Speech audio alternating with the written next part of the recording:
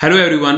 State bank of India की जो recruitment out हुई है सर्कल बेस्ड ऑफिसर की, उनके बारे में बात करेंगे, जानेंगे इसमें सिलेक्शन क्राइटेरिया क्या रहेगा, एग्जाम कब होगा, इनके बारे में हम डिटेल में जानेंगे। सबसे पहले देखें कि ऑनराइजेशन कब से स्टार्ट होगी। वो होगी 9 दिसंबर से। 9 दिसंबर से लास्ट डेट कब होगी? 29 दिसंबर। और एग्जाम कब होगा? जनवरी 2022। कब होगा? जनवरी 2022। और हम कॉल लेटर इस एग्जाम के लिए कब डाउनलोड कर सकेंगे? 12 जनवरी से। यानी कि इससे हम क्या समझ सकते हैं कि हमारा जो एग्जाम होगा 12 जनवरी के बाद ही होगा।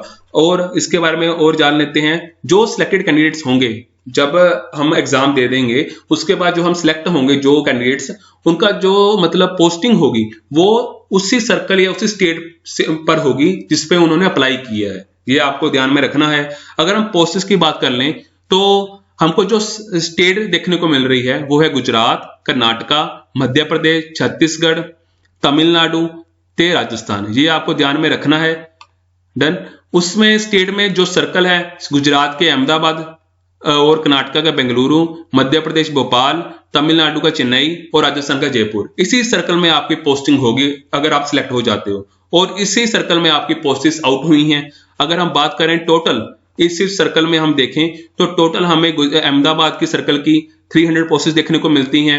122 जनरल कैटेगरी की हैं और ईवीएस की 30 पोस्टेस हैं, ओबीसी 87 हैं, एसटी की 24 हैं, एससी की 37 हैं। ये आपको ध्यान में रखना है। और इनकी लोकल लैंग्वेज जो होगी वो होगी गुजराती। यानी कि अगर आप अहमदाबाद सर्कल में अप्लाई कर रहे हैं तो आपको उस लोकल लैंग्वेज के बारे में पता होना चाहिए, यानी कि गुजरात के बारे में, गुजराती लैंग्वेज के बारे में पता होना चाहिए। इससे हम जान सकते हैं कि हमको किस सर्कल में अप्लाई करना है। और इसी तरीके से अगर हम आगे देखें तो बेंगलुरु में भी ऐसी हमें 250 पोस्टेस देखने को मिलती हैं। उसके बाद हम बात करें भोपाल में भी हमें 150 पोस्टेस देखने को मिलती हैं। और चेन्नई में हमें 250 के बाद चेन्नई में हमें 250 पोस्टेस देखने को मिलती हैं। ये आपको ध्यान में रखना है। और ये बात बता दूं आपको, जो कैंडिडेट अप्लाई करेगा इस सर्कल में वो सिर्फ एक ही सर्कल में अप्लाई कर सकता है। ऐसा नहीं है कि एक सर्कल में अप्लाई कर लिया और दोबारा ऑनराइजेशन में दूसरे सर्कल में उन्होंने अप्लाई कर लिया। सिर्फ एक सर्कल में अप्लाई कर सकते हैं। The candidate will have to apply for vacancy of one state only. ये आपको ध्यान में रखना होगा। A candidate applying against the vacancy of one state will not be eligible to apply against the vacancy of any other state. ये आपको ध्यान में रखना है।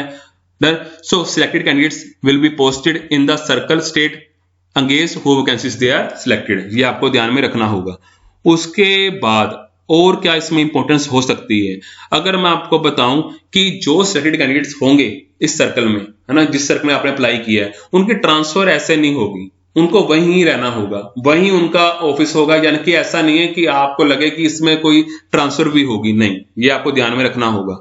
उसके बाद कैंडिडेट्स जो हैं कौन अप्लाई कर सकते हैं, कौन नहीं कर सकते, उन्होंने सबसे पहले जो नहीं कर सकते उनके बारे में बता दिया है कि कुछ कैंडिडेट जो सब्सिडरीज, जो शेड्यूल कमर्शियल बैंक की हमको देखने को मिलती हैं, अगर उनमें काम कर रहे हैं, कुछ शेड्यूल कमर्शियल बैंक की जो सब्सिडरीज हैं, अगर उनमें कोई कैंडिडेट्स वर्किंग काम कर रहे हैं वो अप्लाई नहीं कर पाएंगे। और जो एसबीआई में क्लरिकल डिपार्टमेंट में है, किसी भी ब्रांच के क्लरिकल डिपार्टमेंट में है, वो भी अप्लाई नहीं कर पाएंगे। और जिन्होंने एसबीआई में ऑफिसर ग्रेड की पोस्ट को रिजाइन दिया है वो भी अप्लाई नहीं कर पाएंगे। आपको ये ध्यान में रखना होगा। उसके बाद हमारा एलिजिबिलिटी क्राइटेरिया क्या होगा? सबसे पहले जो यूनिवर्सल है, ग्रेजुएशन होनी चाहिए in any discipline from recognised university. ये आपको ध्यान में रखना है। उसके बाद एक्सपीरियंस होना चाहिए, कम से कम आपको 2 इयर्स का एक्सपीरियंस होना चाहिए। किसमें? कि आप ऑफिसर ग्रेड में किसी भी शेड्यूल कमर्शियल बैंक या किसी भी आरआरबी में आपने काम किया हो, किसी भी शेड्यूल कमर्शियल बैंक या किसी भी आरआरबी में काम किया हो, एक्सेप्ट कि वो जो कमर्शियल बैंक है, वो जो आरआरबी है, वो सेकंड शेड्यूल में आती हो, है ना। ये हम देखने को मिलेगा। अगर आपकी जो शेड्यूल कमर्शियल बैंक है वो आरआरबी है, सेकंड शेड्यूल में नहीं आ रही, तो आपका वो एक्सपीरियंस काउंट नहीं होगा। ये आपको ध्यान में रखना होगा। डन। उसके बाद अगर आप एग्जाम दे देते हो, अगर आपका पूरा सिलेक्शन हो जाता है, उसके बाद भी आपका एक टेस्ट जरूर होगा, वो है लोकल लैंग्वेज का। जिस सर्कल में आप अप्लाई कर रहे हो, जैसे आपको बताऊं, अगर आप अहमदाबाद सर्कल में अप्लाई कर रहे हो तो आपका गुजराती आपको आनी चाहिए। बेंगलुरु में अप्लाई कर रहे हो, कनाडा लैंग्वेज आनी चाहिए, कनाडा। उसके बाद हम भोपाल में अप्लाई कर रहे हो तो हिंदी लैंग्वेज आनी चाहिए, ये आपको ध्यान में रखना होगा। डन। उसके बाद हम बात करें कि इसका सिलेक्शन प्रोसीजर क्या रहेगा। सबसे पहले एक ऑनलाइन रिटन टेस्ट होगा जो 120 मार्क्स का होगा। उसके साथ आपका एक डिस्क्रिप्टिव टेस्ट भी होगा जो 50 मार्क्स का होगा, यानी कि टोटल 170 मार्क्स का ये टेस्ट ही होगा इंटरव्यू के पहले।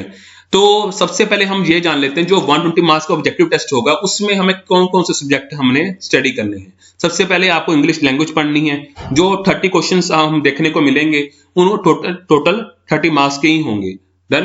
तो आपको ध्यान में रखना है हर एक सेक्शन के लिए अलग से ड्यूरेशन तय कर दी गई है, यानी कि बैंकिंग लैंग्वेज के अगर आपको 40 क्वेश्चन है तो 40 मार्क्स के होंगे तो आपको 40 मिनट्स में ही करने हैं। तो इसी तरीके से हम देखते हैं कि हमको टोटल 120 क्वेश्चंस करने हैं और मार्क्स 120 मार्क्स का है और हमें टाइम मिलेगा 2 आवर्स। कंप्यूटर एप्टीट्यूड होगा, जनरल अवेयरनेस या इकोनॉमी, इनमें से क्वेश्चन आएंगे, और बैंकिंग नॉलेज और इंग्लिश लैंग्वेज। और इसमें आप देख सकते हैं कि मैथ नहीं आएगा। अगर आपको मतलब लग रहा हो तो इसमें मैथ हमें देखने को नहीं मिलेगा, ये आप अपनी चिंता दूर कर सकते हैं जिनको मैथ में कुछ प्रॉब्लम है तो। उसके बाद जो डिस्क्रिप्टिव टेस्ट होगा उसमें हम देखते हैं कि हमारा 50 मार्क्स का होगा, उसके लिए हमको टाइम मिलेगा 30 मिनट्स, ये आपको ध्यान में रखना है। और जो आपका ऑब्जेक्टिव टेस्ट होगा उसमें अगर आपका कोई क्वेश्चन रॉन्ग हो जाता है तो उसके लिए कोई पेनल्टी नहीं होगी।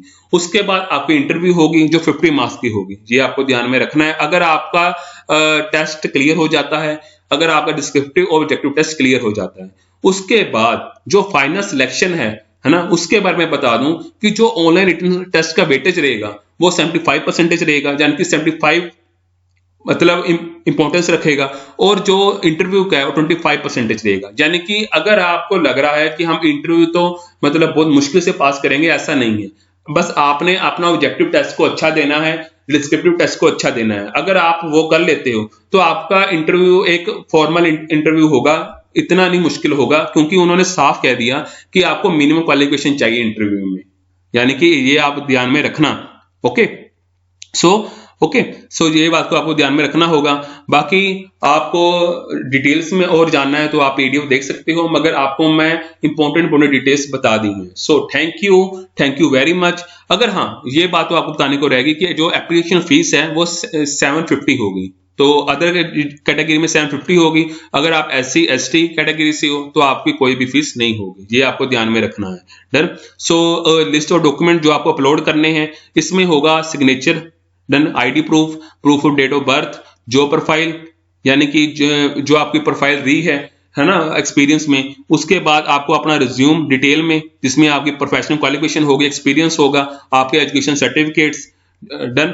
उसके बाद हम बात कर रहे हैं कि आपकी सैलरी स्लिप, क्योंकि आपका एक्सपीरियंस तो रहा ही होगा ना, आपने फॉर्म 16 तो भरा ही होगा। सो इसके रिगार्डिंग आपको पूरी डिटेल इसमें भरनी होगी जब आप अप्लाई करेंगे। So thank you very much. आगे के लिए कोई भी हमारी पोस्ट्स के बारे में न्यूज़ जानना चाहते हो तो आप हमारे चैनल को सब्सक्राइब जरूर करें और चैनल का बेल आइकन को जरूर क्लिक करें। So thank you very much.